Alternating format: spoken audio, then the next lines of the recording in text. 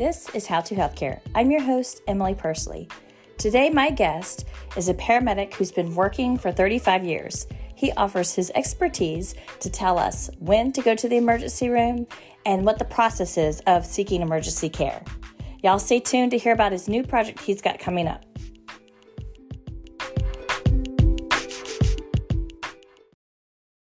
Hey, Chuck. Welcome to How to Healthcare.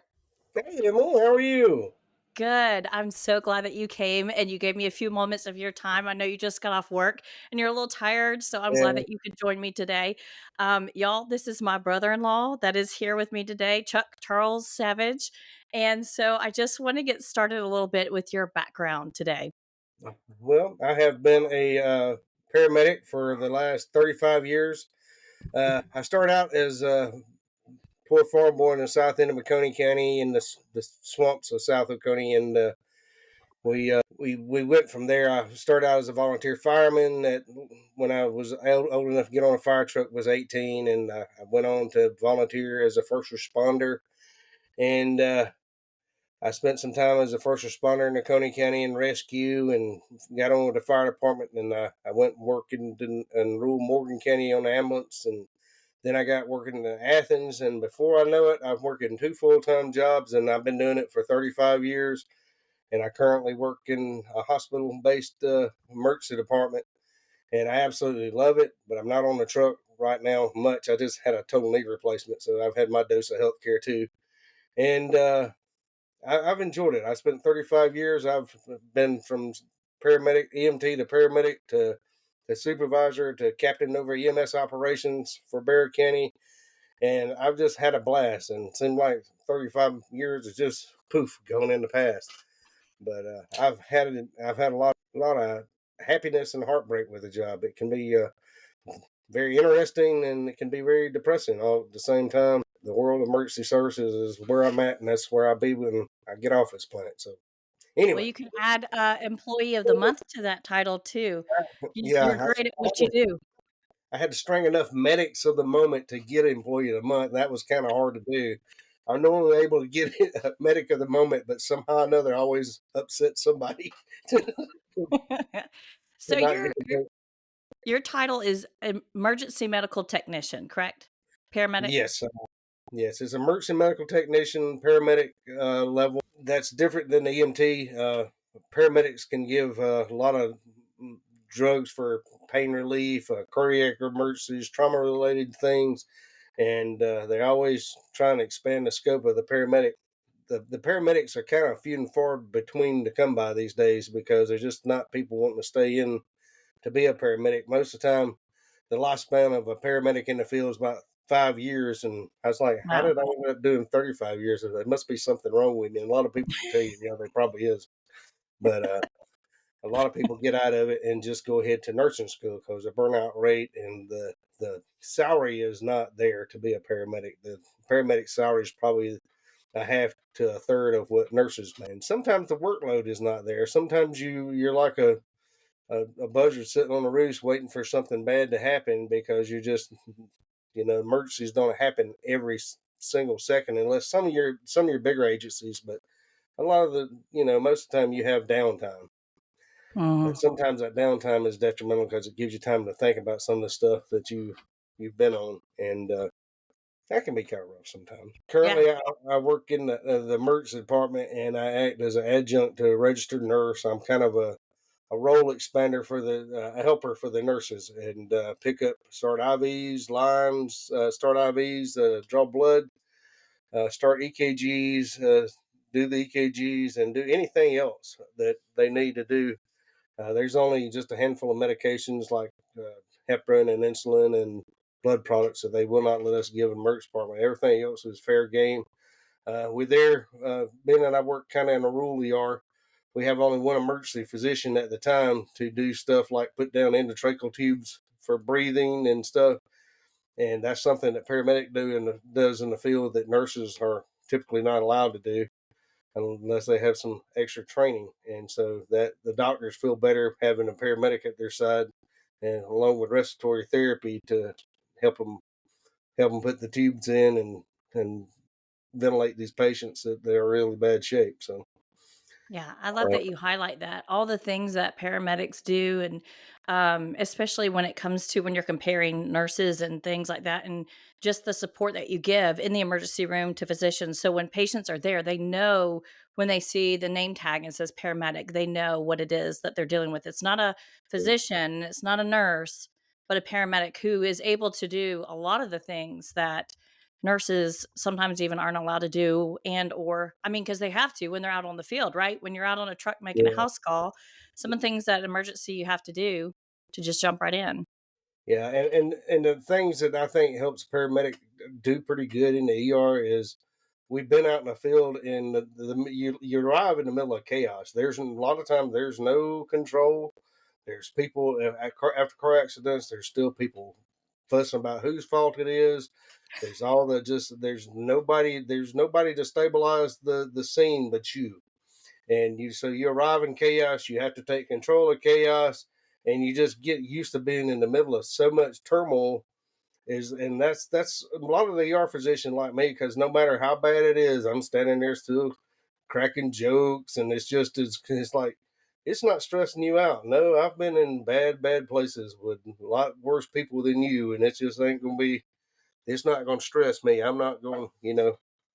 I understand it's a battle for life and death, and if we don't keep our stuff together, we're going to be on the losing end. We had a common effect to that emergency department, and especially with your seasoned paramedics and the paramedics that I work with, we all have a good bit of everybody's well over 10 or 15 years in being paramedics, and there's not much that you're going to do to phase us. Yeah, I'd like to Yeah. start with that in the emergency room. At one point in time, you and I kind of were coworkers in the emergency room. I was a registrar at the time, and I'd see you pop in and out off the truck, bringing in patients and things. And so I know firsthand just how hectic the emergency room can get, Oh, and having yeah. patients come in. I'd like to start about that, just the process of that, because I always had a lot of complaints of, well, I got here first, and someone else got seen before me, so I'd like to talk about the process of that and how it is that you guys decide Mhm, who goes back when and what triage is and things like that. mhm. Uh, we have emergency departments and the EMS is a you're in a system of triage. Triage is a French word meaning to sort. From the time you call 911, you're being prioritized. Different things going to hold priority over it, like my lost dog versus my a shooting are two different priorities in the eyes of a 911 system. The lost dog is going to be a low priority call. You're going to get animal control. You might even get kicked back to like a 411 system where you have a non-emergency operator talk to you about your lost dog, versus a shooting is going to be a high priority event, and it's going to be put at the top. It's going to have a lot of resources attached to it. And a chest pain call versus I've been sick for 2 weeks. A lot of systems are doing emergency medical dispatch where you are prioritized level to your level of severity. They have very stringent protocol cards that they go by, or guidelines that they go by on the computer, that they ask you a series of questions. And it takes them down a path to what priority I call this call. And the calls are typically priority 1 to priority 4. The emergency medical dispatch systems and dispatch centers have ways to filter through what the severity and the response needs to be to better utilize the resources, which sometimes you might have no resources available, and so you have to go into the triage order to see which call is the next one that they pick up. uh, and the hospitals are the same way. When you come in the front door of the hospital, you're registered, they get your name, date of birth, and then you sit down with a triage nurse or a paramedic, and you are asked a series of questions. Why are you here today? A toothache for 2 weeks is not going to take precedence over a chest pain that has been ongoing for the last 30 minutes and just can't catch your breath. And some people still don't understand it. And I get that all the time, and that they're trying to nitpick at hairs. And sometimes they don't know. You sit there and you can sit there and kind of think it. And I've seen patients show up that I swore was just lambasted drunk, just absolutely drunk as they could be, and it ended up they have some neurological disorder like Huntington's disease, and you end up you feeling about that tall because what you see is not necessarily what's going on, and because we have details that you have no idea about. Don't you be sitting there making no judges about why we pull somebody back that looked like it was perfectly healthy, and you're still sitting there. We have our details, and there's a stringent guidelines we go by. The triage nurse sits there and asks those questions, and they hit those check boxes. And if you having like you might not know that the person's having a weird field of vision, and that actually throws them into a stroke alert. And once you get into the stroke alert protocol, we have everybody in the hospital rush to what we call the blue box area to start IVs, to draw blood, to get the patient's a neurological assessment done by the physician, and to get them off the CT. And we only have minutes to get all this stuff done to meet the criteria for a stroke alert. And so what, and that's what the beauty of it is. Even during the most hectic time during COVID, we still kept with our triage system. We had 20 people in the waiting room with COVID, and you had to sort from the ones that were having severe respiratory problems Mm-hmm. and versus and had comorbidities that were detrimental to their health, prior history that COVID was going to make worse.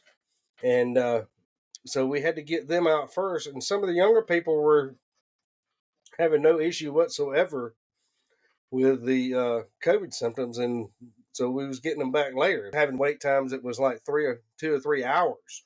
Yeah.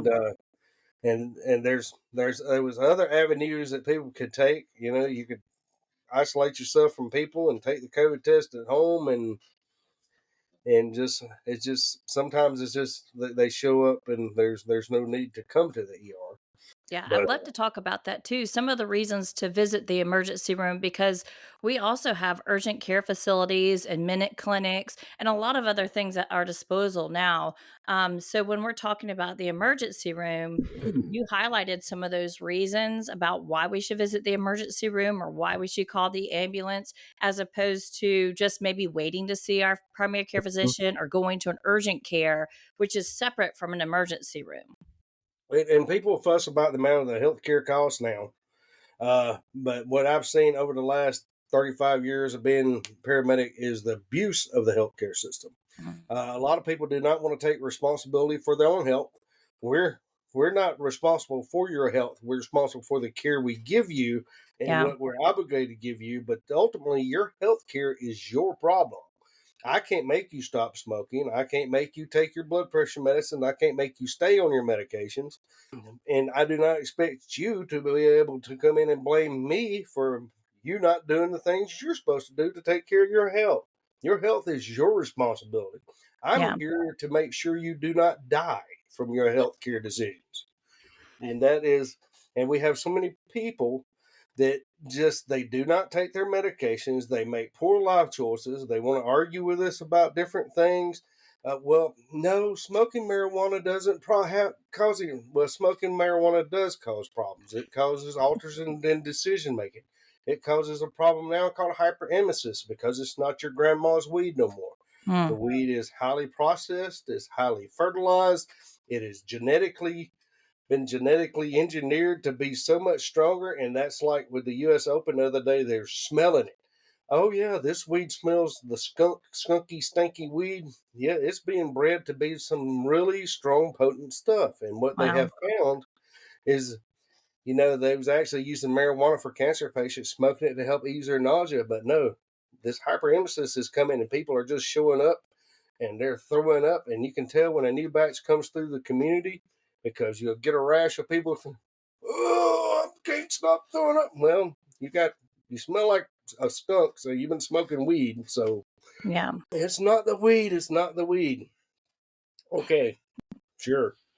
yeah, But, but the people have got to start taking responsibility for their health care. That goes to both stuff, taking care of your health, taking your medications, following up with your physician, wellness visits. But that also is you taking responsibility of how you deal with your health care, and that's going to the appropriate facility. getting you a relationship established with a local provider, whether it is a local nonprofit uh, urgent care, Hmm. local nonprofit, whatever you can afford on your healthcare scale. Be responsible and get ahead of your health. Wellness visits cost nothing for a lot of people in the insurance. Go have a sit down with a medical provider and let's talk about your blood sugar, your diabetes, and you know, I've lost from. I manage my employer helps me manage my diabetes. They have a benefit being that they take care of help me take care of my diabetes. I become less a liability on using the healthcare system myself, and that helps lower healthcare costs. But a lot of people show up, and we're supposed to have all the answers for them when they get there, and they don't know. And most of the time, they don't know what medications they take.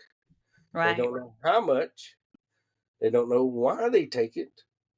They don't know what pharmacy they use to get it. And most of them say, well, I felt better. My blood pressure was normal and I quit taking it. Well, that's because it was doing what it's supposed to. It was keeping your blood pressure down. A lot of people, don't know what they're allergic to. And I've been guilty of this before, but I don't do it no more, is I turn my health care over to my family member. Don't let your wife be responsible for knowing everything you're supposed to take, because she might not be with you at your medical appointment. You might have a problem at work and pass out at work, and you get rushed off to an ambulance and you wake up in the hospital and your wife is wherever she's at and you're by yourself, and we don't know nothing that you're on. And Hmm. some of these drugs don't play well with each other. Yeah. And some of the drugs that you take could be the answer to why you passed out. If you might have was supposed to have your insulin and you didn't. You might have supposed to been taking your anti-seizure medications and you didn't. But Yeah. people got to take care of themselves and be responsible for their health care, and that is the key to all of it. Would it be fair to say that the emergency room is just for life-saving reasons? Like, when you think of emergency care, like, you should think, "Am I about to live or die?" And that's when I should go to the emergency room. Right, if you're feeling like you're heading toward death, you're going to the light or whatever it is. That is what the emergency room is for. And there's a distortion about, we understand there's a difference between some how people feel. Some people like me, I'm probably going to put off going to the hospital just way too late because I've seen so much, and I'm a paramedic. I self-diagnose myself. Versus some people with some minor problems think that they're dying, then they're nowhere near it. But Mhm. a lot of people, there's no way that you can reasonably think that we can take care of your problems. A recent incident is a gentleman that's 60 years old. He's been using nasal spray when his sinuses bother him for the last 20 years. Then he's recently became where I've used it 3 or 4 times in the last 3 or 4 days. Every night I go to bed, I use my nasal spray, and now it's not working. My nose is burning and irritated. What can you do to fix it? Really, there's nothing we can do. The tissue's inflamed. We can maybe throw some saline salt water up there and fix it, but you've done this to yourself, and you've basically overdosed on nasal spray, and your vital signs and stuff look fine, but you're not supposed to use this stuff every single night.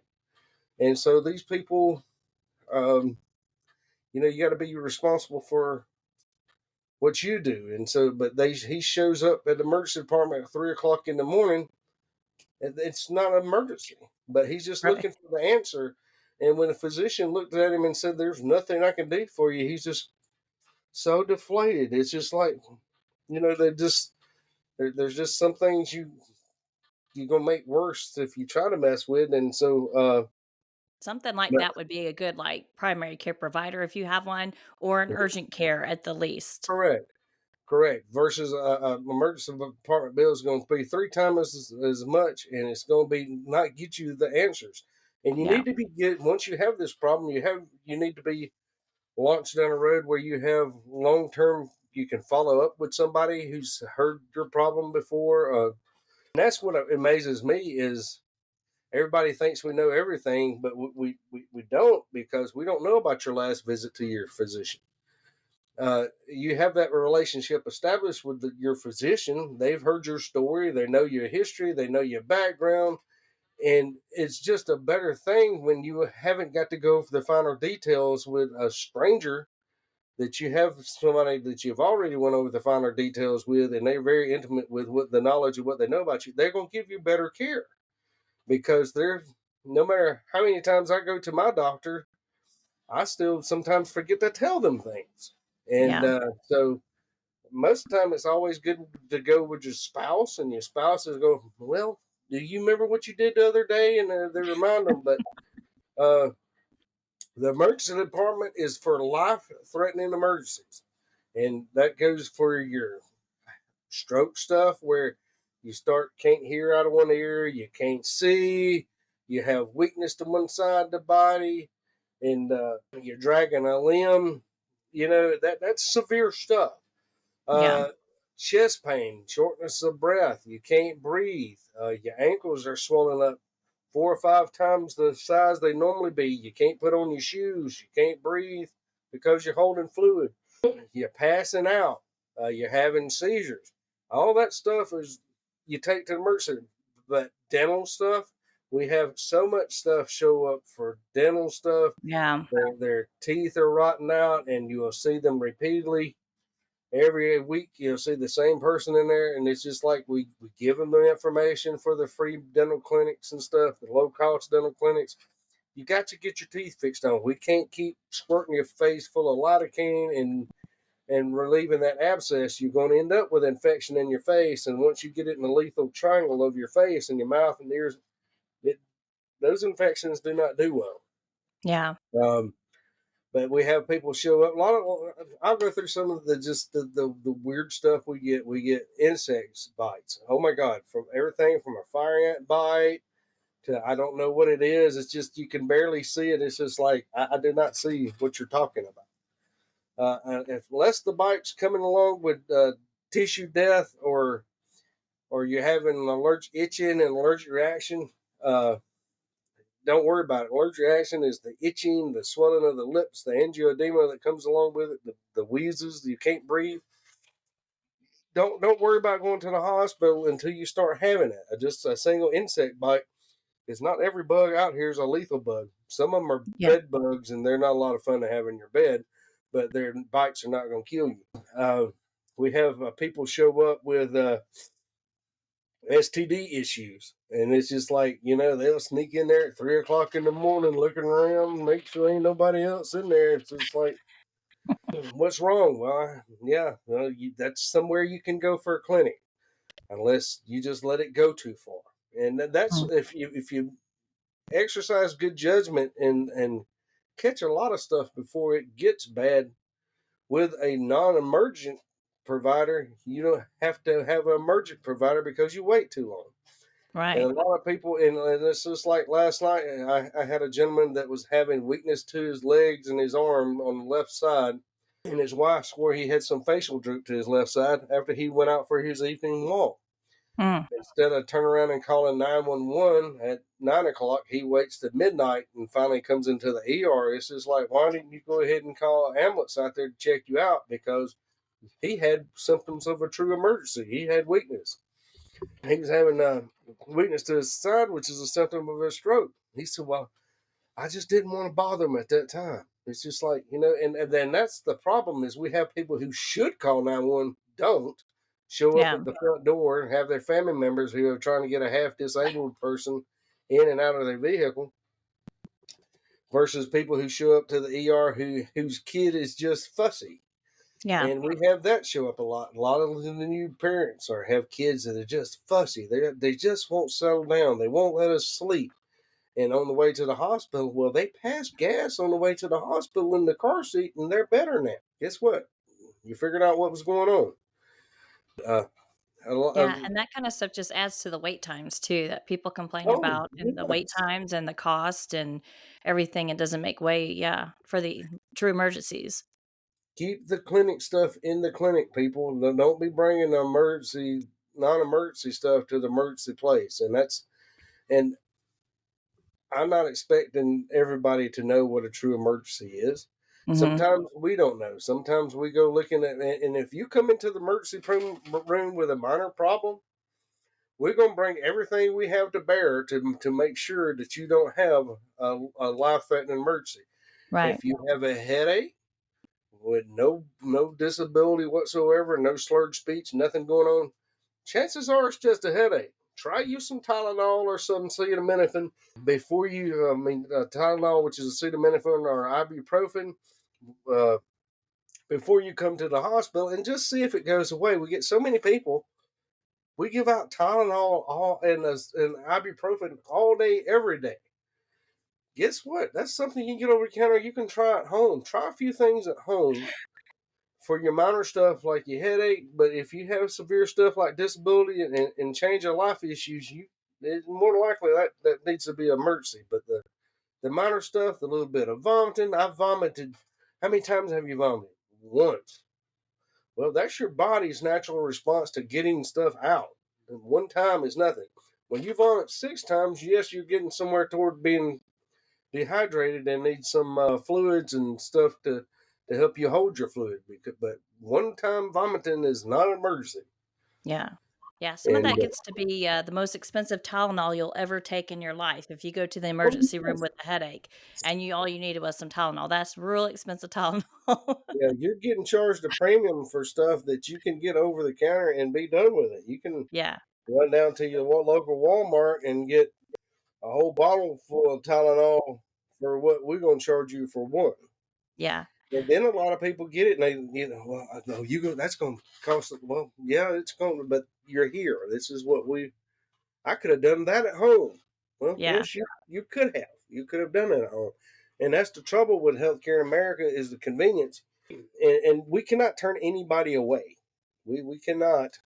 There's supposedly a system where you can do a reasonable triage and turn people away, but why do you want to do that? And the liability and the lawsuits are there. And if you just happen to make a mistake, they're going to sue your pants off. So why do you want to take the liability? Just bring them on back and just let the bill float where it floats and just do everything. right, And the physician is going to do a lot of tests just to cover themselves. They're going to do all the blood tests. They're going to do the IVs to start the labs. They're going to do where you have anything from your belly button to the top of your head body, and they're going to do an EKG to cover that, make sure it's not heart related. And that's all costs that then they can be avoided at an urgent care. And if you go in anywhere and say you're having chest pain, even to urgent care, you're going to get forwarded to an emergency department. You just don't yeah, show up and say, I have chest pain or shortness of breath. You're going to get sent on to the emergency department. Even though your chest pain can be resultant of you've been coughing for the last 5 days and it's just costochondritis in the muscles in the ribs, the urgent care could have stopped 5 days ago if you went to right. him for the cough. Right, right. Well, I want to transition us to getting on the truck, the ambulance, Okay. and what it is that someone can do after they've called 911, kind of the process of that. If you could explain that to us. Okay. Well, process of 911 is you call 911 and they've said, well, help is on the way. And they average response for national, the average standard for response for 911 response is 8 minutes. So you got 8 minutes to gather all the patient's medical records up that you can get. In other words, you need to have a sheet of paper. Just go ahead and there's a lot of templates on the internet. If you just like to Google stuff, there's templates out there for medical history. Have past medical history written down. I've had a stroke. I've had high blood pressure. Have diabetes, and then have all the medications you take. The medications, the amount, the frequency for which you take it for. Then any allergies that you have. You have what am I allergic to? What does it do when what does it do when I take the medication? Have all that wrote down, and any other special stuff that you can remember. You might have if they tell you that you don't need contrast dye, and you need to have that written down somewhere.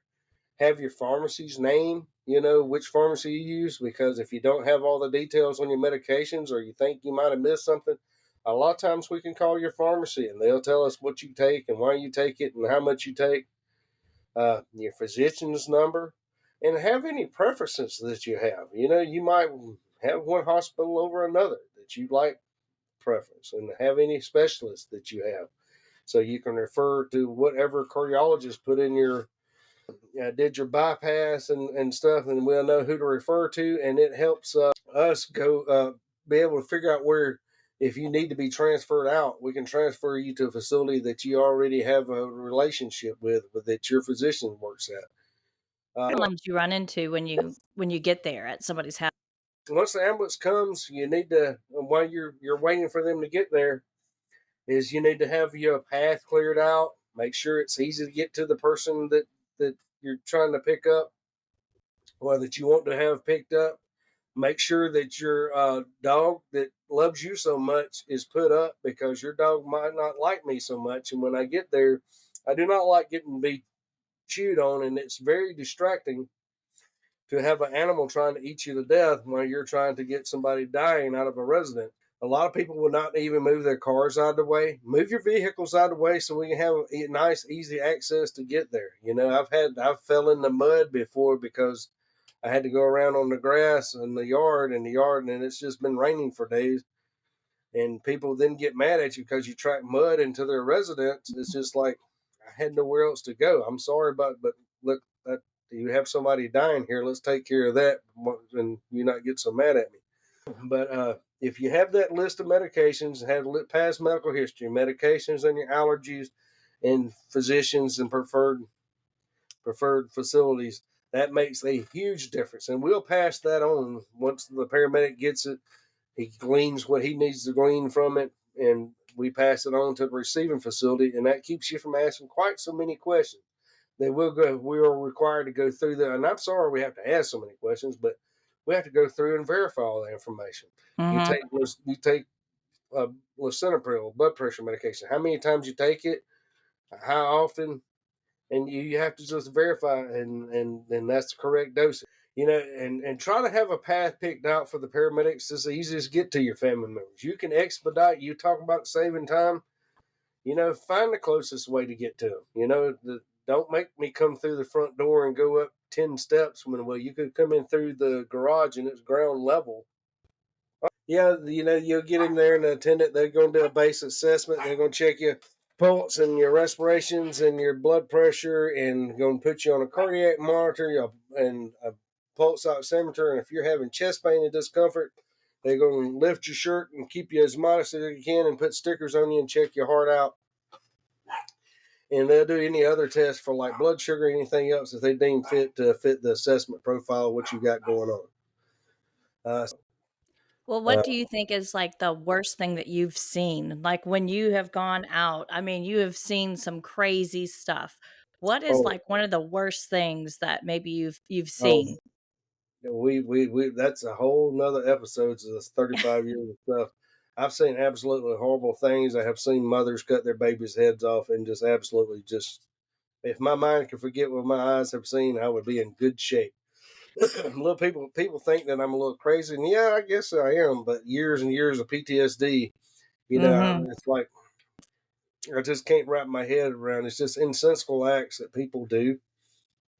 Uh, I've seen people high on drugs mutilate themselves. They'll cut off extremities, and it's just nothing. Nothing. You're not going to surprise me with what I see, because I've seen so much horrible stuff. But I've seen friends of mine that's in law enforcement and stuff absolutely shot to pieces and slaughtered and butchered at the hands of people, and it just it's totally insensitive. You cannot wrap your mind around it and make sense.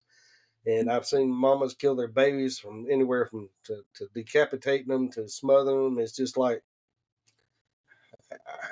she didn't want it. It's like, how can you just be that? I'm talking about just soon newborn babies, just from the time of birth. I've seen people just choke each other with shoving curling irons. It's just, oh my god, it's just so. It's just some of that stuff it brings back, and it just you live into a little bit of it kind of makes you question mankind sometimes. Why do you still want to Hmm. keep helping them? But it's the little old ladies that's 70, 80 years old that I help, and you give them a blanket and take good care of them, and they're just so thoughtful and so sweet. And the little kids that choking on something, and you get their airway clear, and they go from being purple to pink, and it's just there's a lot of thanks out there to be rendered, and that's all we want to do is healthcare. And there's an old quote from when I was a fireman that I picked up, and it says, "I'm not here for me, I'm here for we, and we are here for you." And that's what I try to live up to. Is I'm not here for me, I'm here to help everybody, help the nurses, help the doctors be successful, and we're here to help people have a better day. And Mm. people got to get back to where they help themselves have a better day. They're so reliant on systems. And I'm so afraid that we're going to be so reliant on systems that, we're not going to be able to function. It's not no longer my problem. I have a subscription for them to do that. And we're not a subscription to fix all your problems. We're a means to help you. Hmm. And so many Yeah. people now expect I dial one number and you show up and take care of everything. No, we're the help. We show up and help you take care of your problems until you can get where you take responsibility for your problems and your health care. We're no matter how good we are, we're not going to be able to fix to help you with your problems because you're just going to get too far gone. Yeah. And I see so many people. My brother's one of them. He had some life, and he got healthy. He went from being afraid that he was going to die to being not that good of shape. His back was broke down to choosing lifestyle choices, and he's riding a bicycle 10 miles a week and outside all the time. He's taking like ice water baths, and he's got a disc in his back that was completely gone, but he has no disability from it now, and he just absolutely amazes me. Mm. But what he did was took responsibility for his health care. And none of us can ever get better until we take responsibility for our health problems. And I'm not going to sit there and say I'm not a health guru. I have all sorts of kind of health problems, and I try to watch out after them. And some of it is my genetic profile, and some of it is just the lifestyle choices, the years and years I was as a paramedic eating everything in the world because I'm stressed out and Hmm.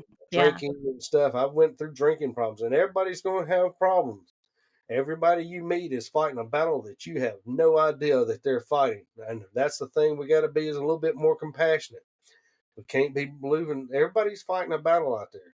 So just be, realize that you're not the only one. You're not the only one with problems. There's other people, and just Yeah. take a deep breath and Yeah, I love that you bring that up because that's such a huge concern with paramedics, emergency care, anybody, nurses, doctors, that we've seen this, especially been paying more attention to it after COVID. It's been a long going problem. It hasn't been just since COVID, and it's exactly what you're saying. Not only is it that you don't know what the call the EMT was just on by the time they get to your house. They might have just witnessed the worst thing in the world, and you just called them to your house for a bee sting, so you're going to get a little bit different reaction. And that's part of that compassion too, is just understanding that you don't know where that EMT, paramedic, the emergency personnel has been in that moment in time before they even get to you. And I like that you highlight that too. But I'd also like to go back to speaking on mental health and dealing with stress and mental health and all those things. What it is, what is it that you think that maybe EMTs need to focus on with mental health? Like, what can they do? You can talk about a project that you're going to start working on that's going to help with your mental health, but you've been in it 35 years and you talked about using drinking to help you, eating to help you manage the stress. So, you want to talk about some of your next project and maybe some of the things that EMTs can do to help with their mental health? yeah, I'm gonna get on to a podcast of my own, and it's gonna be Savage Story Time. It's gonna get into some of the stories. It's like the lady that that took her baby's head. I don't want to really relive those calls. I like the funny stuff where the lady that thought I was from a spacecraft landed to help her, and that I convinced her that we was going for a ride in my spacecraft, so therefore she agreed to get in the ambulance with me. She thought it was my spaceship because it had the flashing lights. I recognize that with her having a mental health emergency, but my job as a paramedic is to get her to the hospital. If I have to use a little bit of manipulation, maybe to get her there safely without having to fight her or drug her, that's what I'm going to do. But there's some of the funnier stuff that I have in healthcare and healthcare providers are human. And some of us, we get into a dark sense of humor. And it's after a lifetime of dealing with people in some of the insensible acts, we're going to have to figure out a way to blow off steam. So I want to focus on some of the funny stuff I've seen.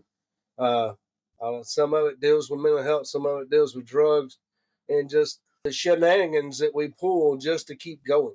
Because we got to find ways to ventilate our stresses too. Because, like I said, everybody you meet's fighting a battle you have no idea about. Sometimes when you're laying there in the emergency department, you don't know that 2 doors down, we just had a 6-month-old baby that died of SIDS. I've had family members that was watching TV with their kids on their chest and just roll over and they smother their own kid and they have no idea that they do. But then I have to go 2 doors down and see you who's got abdominal pain. Yes, you feel bad and all that, and you need a blanket, and I'm sorry you're suffering. Don't get mad at me because it took me an extra 10 or 15 minutes to get there because I had to have a cry in the hall. Don't be, I just came out of, I just came out of a tragedy. Just give me a minute. Trust me, there's nobody in healthcare. We do not let them stay that shouldn't be there. We kind of we have ways of kind of getting on to other people that and I'm first one to tell them that some of these people are not the most, but sometimes people throw up barriers because of the hurt they've seen, and they're going to be seen Yeah. less approachable. I'm sorry, I'm not all warm and fuzzy sometimes, but I can't. Sometimes I got to throw up those barriers because I'm hurt, and I don't want don't. And Lord have mercy, some of these men come in there. The emergency department is not a dating site for you to meet a nurse. Don't come in there. Oh, girl, you're so pretty. You're not. She's not going home with you, dude. It's not happening. Just calm your jets. But I'm going to have a podcast, and we're going to try to focus on the funny side. I'm going to bring in some of my old colleagues, and they're going to tell you stuff about what they ran and some of the stuff that they ran with me. And I'm an extremely funny guy in the heat of the moment. And we're going to talk about some of the stories, the Chuck stories that I've ran over 35 years, and we'll get into some of this, just the craziness that is out there. I have a million stories that I've already wrote down in snippets. I've had things from uh, where people got run over by trains that had no idea they had gotten ran over by a train. I didn't get hit by no train. Yes, you're missing half your hand and half your foot because you got run over by a train. We're going to focus on some of the funny stuff, and then you'll get to see what a healthcare provider's hearts looks like. And we can't all be just super serious, and we got to have, you got to be able to vent. You got to be able to talk it out and understand that you're not alone.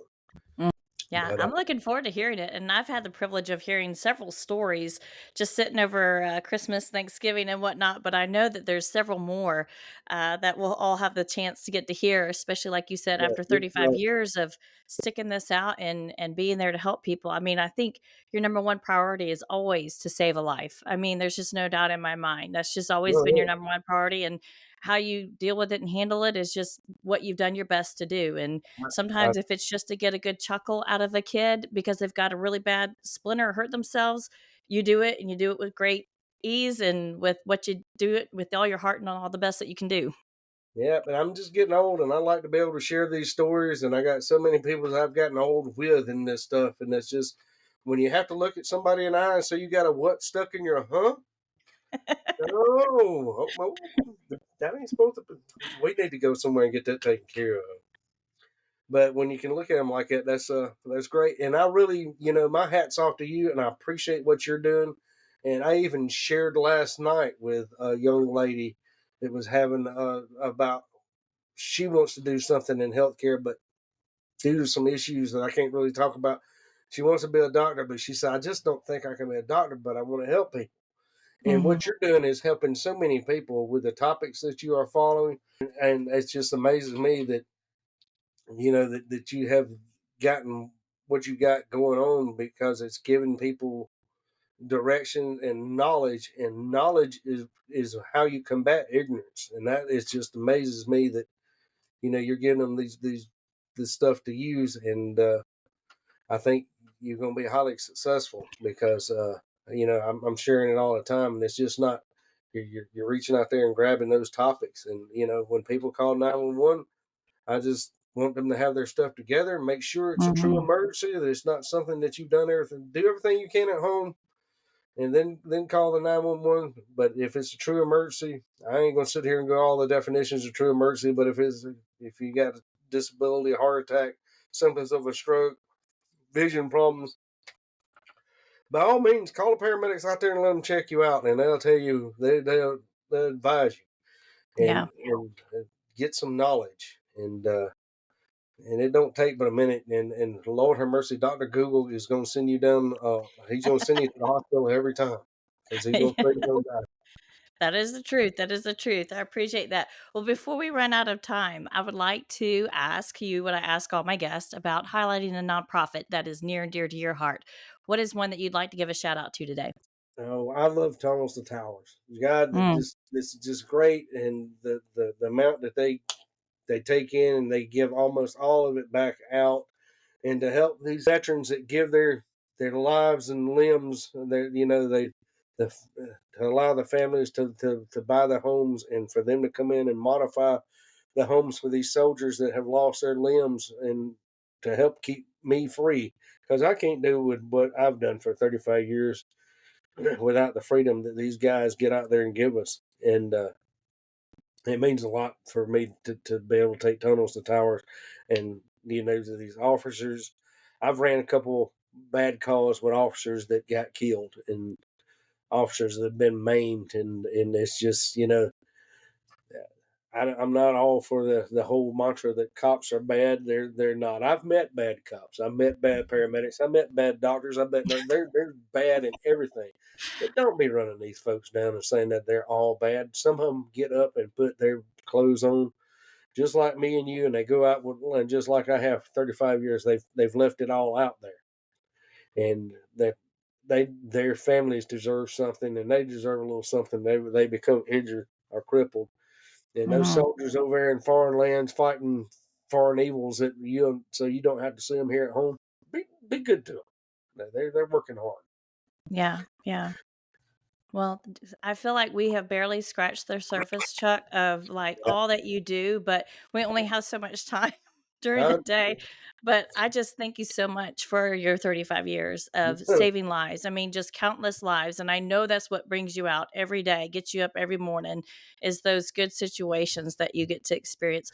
And so, with all that, though, I really appreciate you being here today, because I know you're a busy guy and you don't get much sleep. And so I really appreciate you even being on today with me. I appreciate the invite, and if anybody reaches out to Emily, something else you want to add, we'll do this again, because I absolutely love it, and I have a story that I want to get out, and I'm gonna get mine started up. It's gonna be Savage Story Time, and we'll sit there and we'll go over some of the stuff that we've ran over the years, and it's just unbelievable at some of the stuff that I have seen. And you might think I'm a little crazy what you heard or heard today, but I got it honest. Trust me, they society has made me a nut. But Well, you might have already been a little bit there too, but well, no, yeah, it's just I can't be a give you savage the with final it. push. Yeah, all right. Well, thank you so much. I appreciate it. And we'll look forward to hearing more on your podcast. Okay, thank you, ma'am. Thank you.